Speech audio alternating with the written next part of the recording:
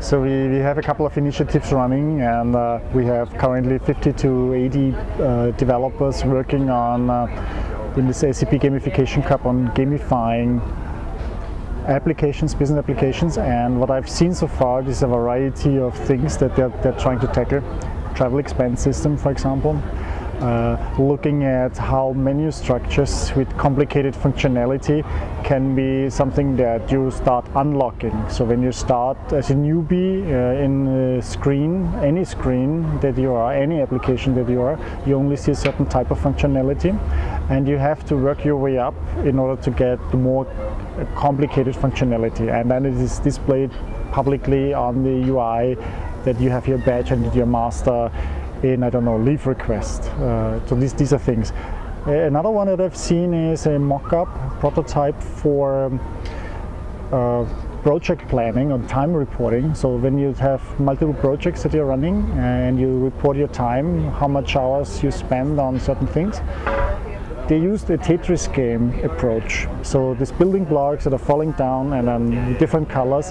When you think of that, it makes total sense. You have a 1 hour you spend 1 hour on the project, or 2.5 hours on the project. It's a building block, and the goal could be that you spend a whole day on one project, and when you do that, you get more points because you have a full thing. Others are sustainability. We want to roll out a prototype in Palo Alto, in the campus, to help our employees live more sustainable. What it means is drive a bike with the bike to work, not with the car, or turn off lights. Don't use energy wasting things. Use porcelain china cups instead of paper cups. And by displaying that information in the game and seeing that on leaderboards with other colleagues, people are starting to compete against each other who can save more energy. I like playing Angry Birds. I played it with my son. He's 4 years old.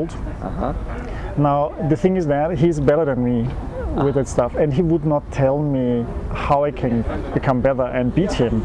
He just keeps ahead of me. So this is a game that I play. I recently also started the game playing with my wife. It's a fighter jet game, so we sit there with our 2 iPads, and then we are flying around and trying to shoot each other down, and it becomes a full body game.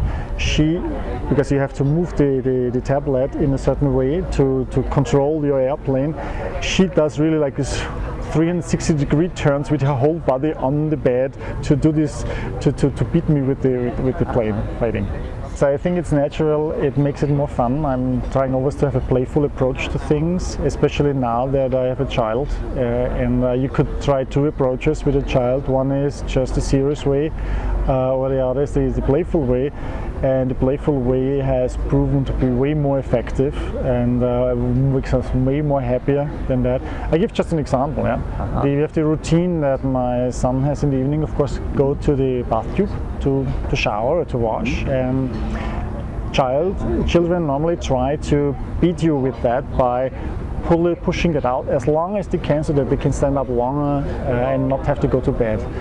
So when we have to undress him, he wouldn't want to. So when my wife then got upset about that, she just pulled at his clothes, and she started to yell at him. He started to cry.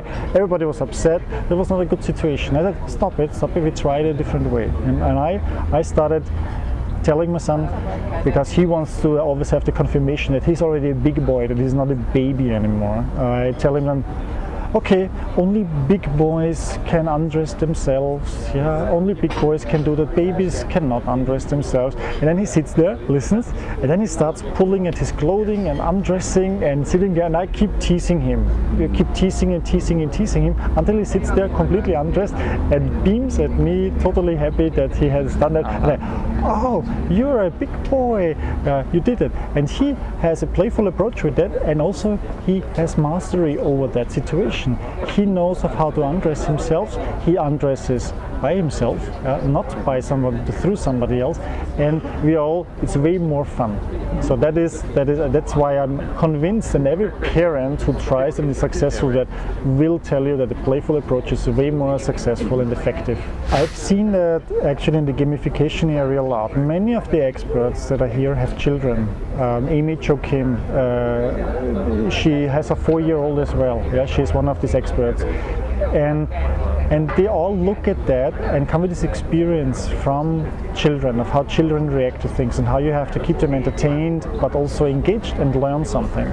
So this of course influences that, and I think many people who grew up with video games are now in the age really where they have children, and they are realizing that this video game fun that at their time has been something that you are not playing video games because it is not good for you, and so now it's something that is good, and now it is used more and more in different areas, training for simulations, and then by doing that you get a holistic picture of it. You give them early mastery, and this definitely influences all people who are with gamification, including me.